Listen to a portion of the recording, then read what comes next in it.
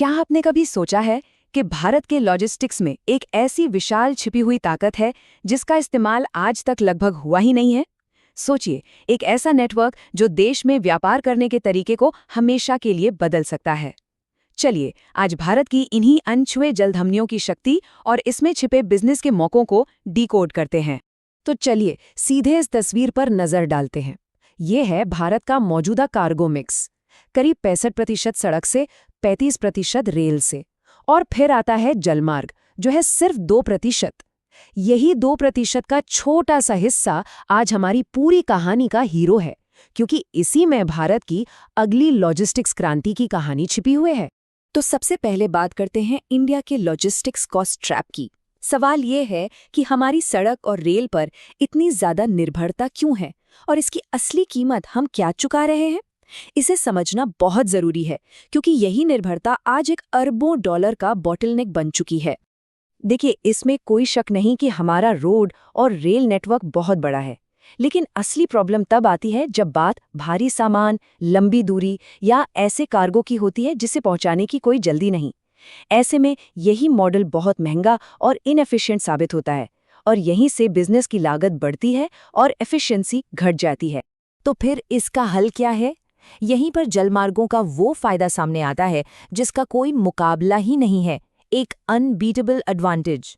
चलिए पानी के रास्ते ट्रांसपोर्टेशन के उस गेम चेंजिंग अर्थशास्त्र को समझते हैं जो लॉजिस्टिक्स की पूरी तस्वीर बदल सकता है।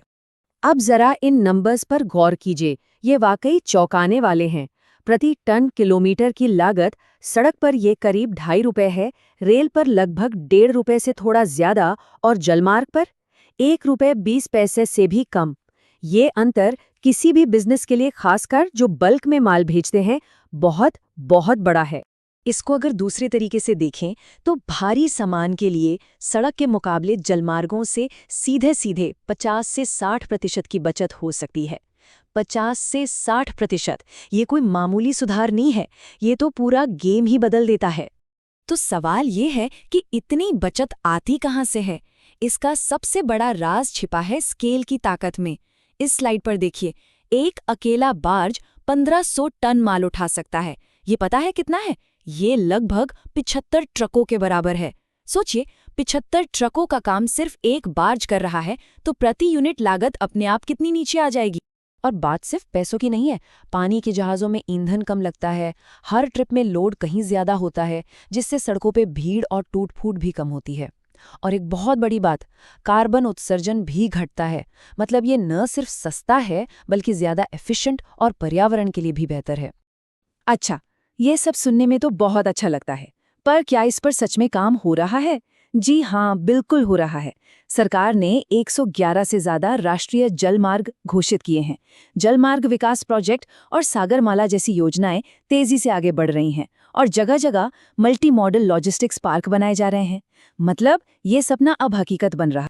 ठीक है, तो सरकार तो अपना काम कर रही है, पर इससे आज के एंटरप्रेन्योर्स और बिजनेस को क्या फायदा? अब बात करते हैं असली मुद्दे की, कि कैसे ये राष्ट्रीय ढांचा आपके बिजनेस के लिए एक जबरदस्त कॉम्पिटिटिव एज बन सकता है। तो आज के बिजनेस लीडर्स और नए जमाने के उद्यमों के लिए असल मौका कहाँ है? ये सबसे जरूरी सवाल है, और इसका जवाब कई सेक्टर्स में छिपा है। चलिए खोद कर देखते हैं।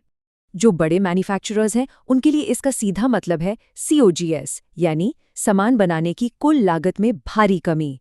लॉजिस्टिक्स ज्यादा भरोसेमंद होगा, जिससे बेहतर प्राइसिंग की जा सकेगी। साथ ही इन्वेंट्री रखने का खर्चा कम होगा और कैश साइकिल तेज घूमेगा, जो किसी भी बड़े बिजनेस की लाइफलाइन होती है। MSMEs और एक्सपोर्टर्स के लिए तो ये एक लेवल प्लेइंग फील्ड तैयार करता है। मतलब अब छोटे प्लेयर्स भी बड़ों के साथ मुकाबला कर पाएंगे। माल ढुलाई सस्ती होने से उनकी एक्सपोर्ट प्राइसिंग ज्यादा कॉम्पिटिटिव हो जाएगी। वे कई बंदरगाहों तक आसानी से पहुंच पाएंगे, और हाँ, छोटे छोटे कंसाइनमेंट्स को एक साथ मिलाकर प्रति यूनिट लागत को काफी हद तक कम कर सकेंगे। और स्टार्टअप्स और टेक एंटरप्रेन्योर्स के लिए, अरे यहाँ तो नए बिजनेस मॉडल्स की पूरी दुनिया खुल जाती है। जरा सोचिए, जलमार्ग और सड़क के माल को जोड़ने वाले digital platforms, last mile connectivity के लिए छोटी बार्ज फीडर सर्विसेज, या फिर AI से चलने वाले लोड ऑप्टिमाइजेशन सिस्टम। यहाँ संभावनाएं अनंत हैं। तो अवसर तो साफ दिख रहा है, लेकिन इसे अपनाया कैसे जाए? ये सिर्फ थ्योरी की बात नहीं है, एक्शन लेना होगा। चलिए अब जरा एक्शन प्लान पर आते हैं और जल मार्गों को अपनी सप्लाई चेन में इंटीग्रेट करने का एक प्रैक्टिकल रास्ता देखते हैं। बेशक चुनौतियां तो हैं, जैसे कि नदियों की गहराई, आखिरी छोर तक कनेक्टिविटी और मौसम के साथ पानी का स्तर बदलना। लेकिन अच्छी बात यह है कि हर चुनौती का एक समाधान भी सोचा जा रहा है, जैसे ड्रेजिंग, इंटीग्रेटेड टर्मिनल बनाना और बेहतर टेक्नोलॉजी से अच्छी शेड्यूलिंग करना। तो शुरुआत कैसे करें? 4 सीधे कदम हैं। पहला, अपनी सप्लाई चेन को जलमार्गों के नेटवर्क से मैप करें। दूसरा, इसे रेल और रोड टर्मिनलों के साथ जोड़ें। तीसरा, मल्टी मॉडल लॉजिस्टिक्स पार्कों के साथ पार्टनरशिप करें। और चौथा, ट्रैकिंग और डॉक्यूमेंटेशन को पूरी तरह से डिजिटल बनाएं। और इस पूरी बातचीत का निचोड़ शायद इस एक लाइन में छिपा है। मल्टी मॉडल लॉजिस्टिक्स को अपनाना सिर्फ एक छोटा-मोटा सुधार नहीं है, ये लॉजिस्टिक्स स्ट्रैटेजी में एक बुनियादी बदलाव है, एक ट्रांसफॉर्मेशन जो अगले दशक में भारत की कॉम्पिटिटिवनेस को एक नया आकार देगा।